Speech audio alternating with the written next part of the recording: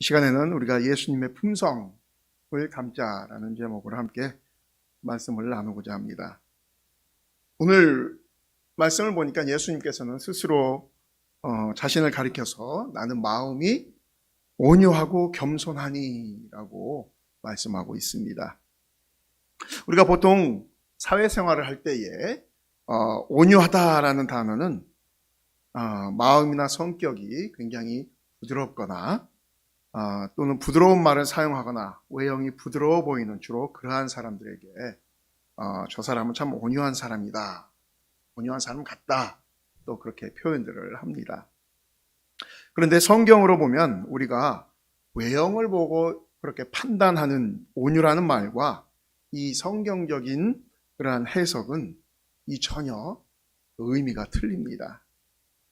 그 뜻은, 이 성경에서 말하는 이 온유라는 뜻은 쉽게 말하면 우리가 왜 미국의 그 서부 영화나 이런 걸 보면은 야생말을 한 마리 붙잡아 놓고서는 야생말은 길들여지지 않은 말이지 않습니까? 그 길들여지지 않은 동물을 사람의 손으로 길들여질 수 없는 동물들을 잡아서 힘든 정말 그 훈련을 시켜가지고 주인이 사용하고자 하는 뜻에 맞게 사용되어지는 상태, 이것이 성경에서 말하는 그러한 원어적인 표현으로 보면 그게 바로 온유라는 그러한 표현입니다. 다시 말하면 성경에 나타나 있는 그 온유라는 단어의 뜻은 우리가 교회에서 이 성도들에게 단순히 따스한 말을 하고 온화한 미소를 짓고 부드러운 느낌을 전하는 그러한 차원의 뜻이 아니라 하나님이 원하시는 뜻대로 나 자신이 정말 길들여져서 하나님이 원하시는 방향으로 순종하는 상태를 온유라고 표현을 하는 겁니다. 굉장히 세상적인 그러한 의미하고는 좀 틀리죠. 그런 의미에서 예수님께서 말씀하신 나는 마음이 온유하고 겸손하다라는 그런 말씀하실 때 그 온유는 나는 내 말을 하는 것이 아니라 나를 보내신 그 하나님께서 주신 말씀을 할 뿐이다. 나는 오로지 하나님께서 주신 그 말만 하고 하나님께서 하라고 하신 일들만 나는 한다라는 그러한 뜻입니다. 이러한 상태를 성경은 온유라는 표현으로 이야기합니다. 성경에 보면 예수님께서 여러 군데에 그렇게 말씀하셨어요. 한 두 군데만 보면 요한복음 12장 49절에서 50절 보니까 내가 내 자의로 말한 것이 아니요 나를 보내신 아버지께서 내가 말할 것과 이룰 것을 친히 명령하여 주셨으니 나는 그의 명령이 영생인 줄 아노라. 그러므로 내가 이르는 것은 내 아버지께서 내게 말씀하신 그대로니라 하시니라. 또 요한복음 14장 24절에 보면 나를 사랑하지 아니하는 자는 내 말을 지키지 아니하나니 너희가 듣는 말은 내 말이 아니요 나를 보내신 아버지의 말씀이니라. 그 외에도 여러 군데에 이 비슷한 말씀을 예수님께서는 하신 걸 볼 수가 있습니다. 이 사복음서에 나오는 우리가 예수님을 자세히 관찰해 보면 두 가지 모습을 볼 수가 있습니다. 한 90% 정도는 우리가 일반적으로 생각하는 그런 온유한 모습의 그 예수님이신 반면에 또 전혀 상반된 굉장히 거칠고 노여워하시는 모습도 보게 됩니다. 그러나 예수님의 이 두 가지 상반된 측면 모두가 다 온유한 모습을 반영하고 있다라고 말씀하고 있습니다. 그러면 어떤 것인지 한번 좀 찾아보겠습니다. 첫 번째로 일반적인 예수님의 모습입니다. 우리가 잘 알고 있는. 그래서 예수님께서는 이 사마리아 우물가에 그 여인을 만나셨을 때 그녀의 모든 삶 속에 그 죄악들을 다 예수님은 아시고 계셨습니다. 남편이 몇 명인지 이것까지도. 그렇지만 예수님은 그 죄를 책망하지 않으셨습니다. 그리고 스스로 회개할 수 있는 기회를 주신 거지요. 또 다른 데 보면은 삭개오를 우리가 예를 들 수가 있죠. 세리장. 예수님께서 영안으로 삭개오의 모습을 봤을 때 모든 그의 죄악된 모습들을 속속이 알고 계셨을 겁니다. 그러나 성경 어디에도 삭개오의 죄를 예수님께서 드러내서 책망하신 부분이 없습니다. 대신에 삭개오야 오늘 내가 내 집에 유하여야겠다라고 말씀하시죠. 누가복음 19장 8절에 보면은 삭개오가 서서 주께 여짜오되 주여 보시옵소서. 내 소유의 절반을 가난한 자들에게 주겠사오며 만일 누구의 것을 속여 빼앗은 일이 있으면 네 갑절이나 갚겠나이다. 무슨 말입니까? 예수님이 그 집에 거하여서 같이 그가 내주는 음식을 먹고 또 자기만 온 것이 아니라 다른 세리 친구들도 다 모아가지고 같이 예수님을 만나지 않았습니까? 거기서 예수님께서는 모르겠습니다. 예수님께서 거기서도 복음을 전하셨겠죠. 그러나 자세한 그 내용은 안 나옵니다. 그러나 예수님이 그 집에 가고 세리들과 함께 계시다라는 내용만 나옵니다.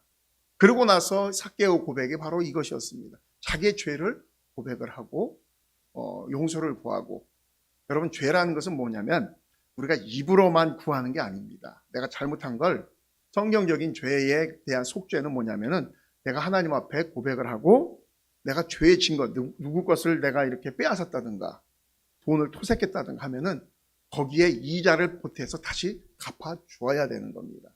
그래서 지금 삭개오가 한 말이 그것이지 않습니까? 누구의 것을 속여 빼앗은 일이 있으면 네 갑절이나 갚겠나이다. 우리가 레위기나 이런 데도 보면은 그렇게 나옵니다. 그냥 립 서비스로 그냥 하나님 앞에 내가 죄 용서해 주십시오 이걸로 끝나는 것이 아니고 구체적으로 내가 거기에 대한 행동도 들어가야 되는 것입니다. 예수님의 그 한마디 말씀으로 삭개오에게 회개할 기회를 줌과 아울러 삭개오가 새 생명을 얻을 수 있도록 그러한 기회를 주신 겁니다. 또 한 예로 예수님께서 십자가에 못 박히시기 전에 여러분 대제사장의 뜰에 예수님께서 끌려가셨는데 그때 그의 수제자라고 하는 베드로가 졸졸졸 먼 발치에서 따라갔지요. 거기까지.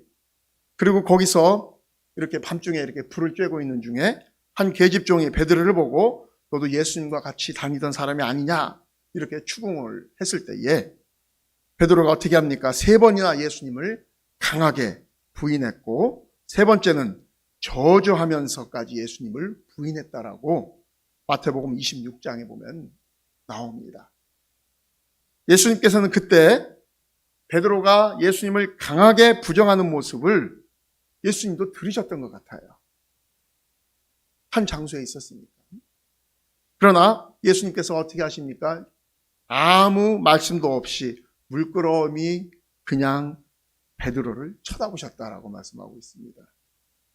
누가복음 26장 60절에서 62절에 보니까 그렇게 나와요. 베드로가 이르되 이 사람아 나는 내가 하는 말을 알지 못하노라.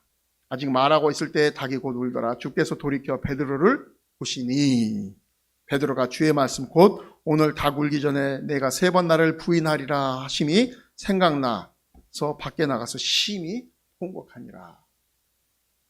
예수님은 당신을 모른다며 강하게 부인하는 것도 모자라서 저주까지 그 내뱉었던 가장 믿음직스럽던 제자의 배신에도 아무 말씀 없이 그냥 물끄러미 베드로를 쳐다보실 뿐이었습니다.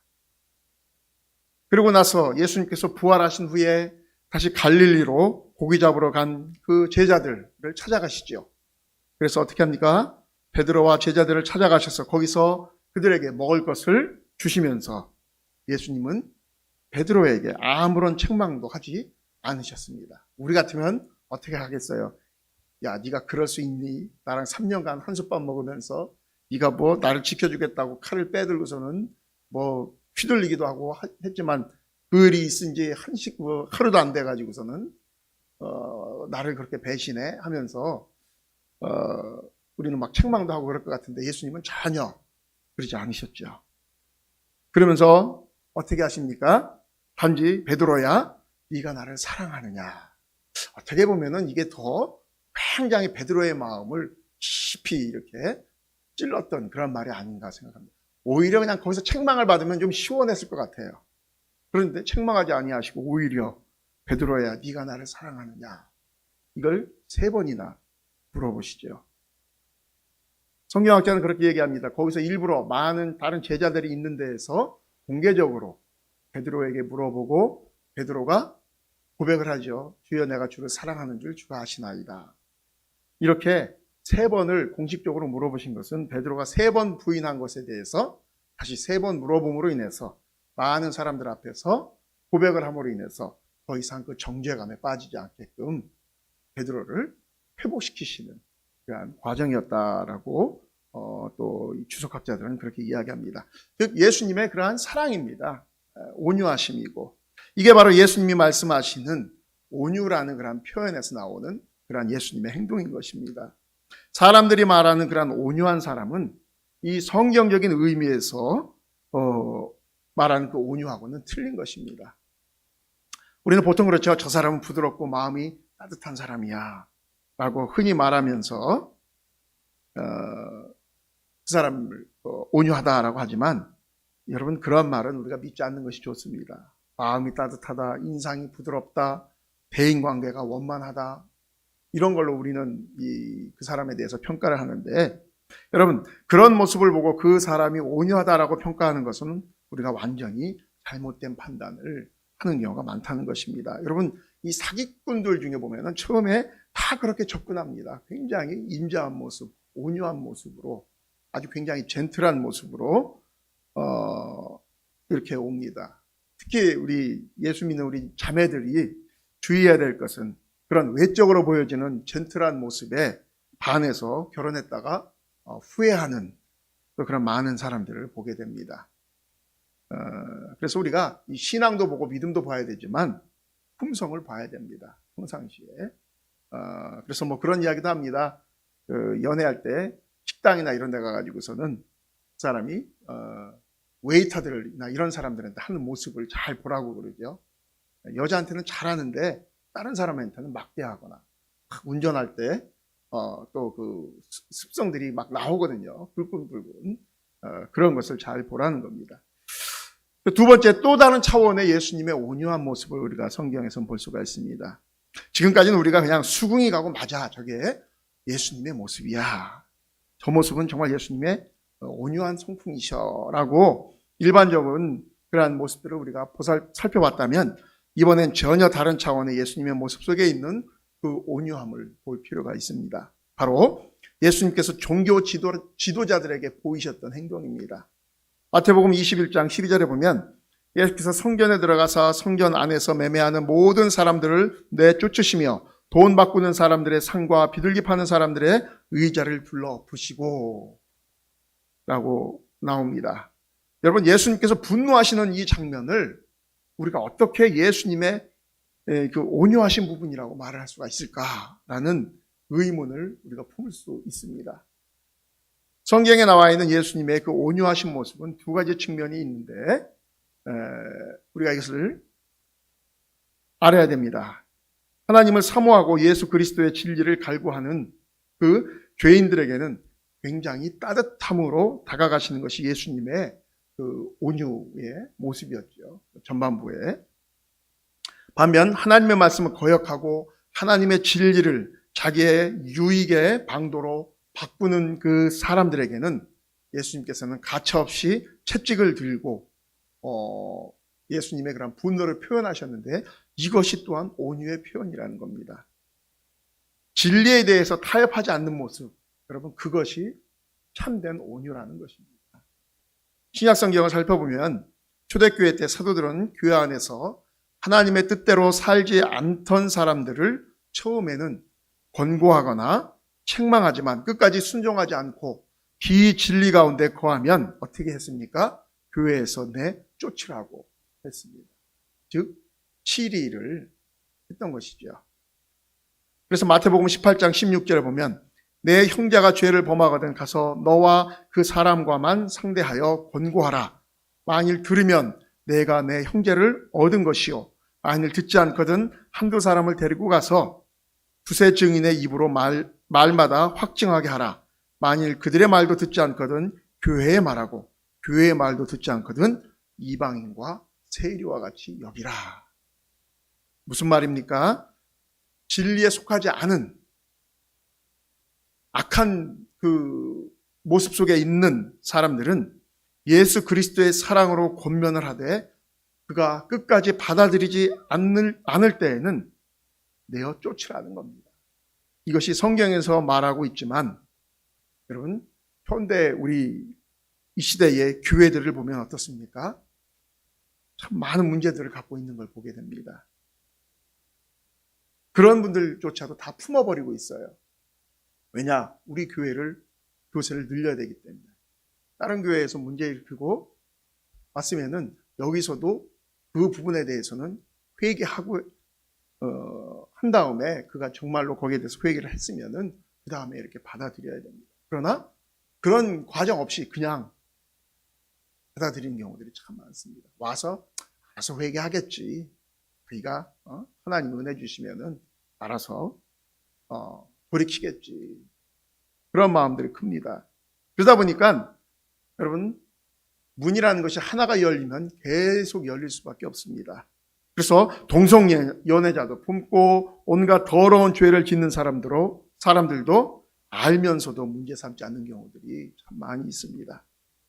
비진리와 연합하는 것도 괜찮다고 하면서 모두 품으려고 하는 그러한 모습들을 종종 보게 됩니다. 그게 사랑인 줄 알고 그게 온유인 줄 착각하고 있는 경우들이 많습니다. 예수님께서 분노하시면서 온유를 나타내신 경우가 언제이냐 하면 바리새인, 대제사장, 서기관, 율법 교사들에게 한 것입니다. 그들이 끝까지 진리를 받아들이지 않을 때 예수님께서는 그들에게 어떻게 했습니까? 화 있을진저라고 말씀하셨고 독사의 자식들아라고 정말 최고의 그런 욕을 어떻게 보면 그 당시에 정말 굴욕적인 그런 욕을 어떻게 보면 예수님께서 그들에게 퍼부으셨습니다. 끝까지 진리에 복종하지 않는 사람들을 예수님께서는 참고 또 참으시다가 궁극적으로는 구원의 길에서 내던져 버리신 것을 볼 수가 있습니다. 말씀을 정리합니다. 교회 안에 하나님의 말씀을 거역하는 그런 비진리에 거하는 사람들이 있을 수 있습니다.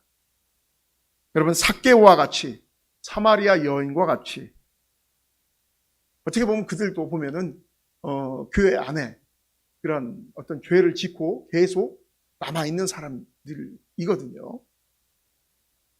그런데 그 사람들이 진리에 대해서 귀를 열고 마음으로 진리에 대해서 겸손한 그러한 상태가 되었을 때에 어떻게 됩니까? 예수님께서 그들을 용서하고 품어주셨습니다. 그들이 하나님 앞에 나왔잖아요. 자복하고 자기의 죄를 고백하고 용서를 구하면서 겸손한 모습으로 그렇게 나올 때에 예수님께서는 그들을 어떻게 합니까? 품어주셨습니다. 그러나 만약 사마리아 여인과 삭개오가 강팍한 마음으로 예수님을 끝까지 배척했다면 예수님도 그들에게 구원의 손길을 내밀지 않으셨을 겁니다. 왜 예수님은 수많은 속성 중에 나는 마음이 온유하고 겸손하니라고 말씀하셨을까? 우리는 좀 생각해 볼 필요가 있습니다. 온유는 하나님의 말씀에 온전히 순종하는 모습을 말하는 것이기 때문에 그렇습니다. 다시 말하면 진리를 진리대로 선포하고 비진리에 대해서도 목숨을 걸고 싸우는 것이 성경적인 의미에서의 여러분 온유라는 것입니다. 왜 그렇습니까? 우리 하나님은 거룩하신 분이기 때문에 그렇습니다. 거룩하신 하나님은 부드러움을 가장한 강팍함을 용납하실 수 없는 겁니다. 거룩하신 하나님은 따뜻함을 가장한 거짓을 용납하실 수 없으시기 때문에 그래요.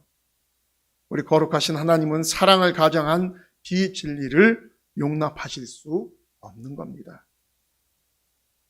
그래서 우리가 동성애자들도 구원받아야 될 사람들이고 우리가 품어야 됩니다. 그런 이야기들을 하시는 목사님들이 계십니다. 맞는 말이에요. 그러나 그들이 회개하고 그것이 잘못된 것이다라고 인정하고 나올 때 그들을 품어야지 그런 것 안 하고 자기는 자기가 하고 싶은 대로 하면서 이 안에 같이 들어오고 싶어 한다 하면 이건 어떻게 되는 겁니까? 이거는 적극적으로 막아야 되는 부분입니다. 왜냐하면 진리에 대한 부분에 도전을 하는 부분이기 때문에 하나님은 분명히 그것은 죄라고 말씀하시는 거기 때문에 우리는 그 부분에 대해서 단호하게 처신을 해야 하는 것입니다.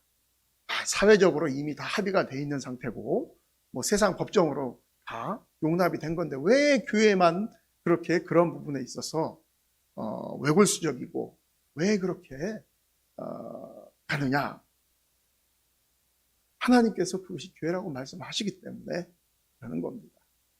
하나님도 용납을 하시면은 우리도 용납을 할 수가 있는 것이지요.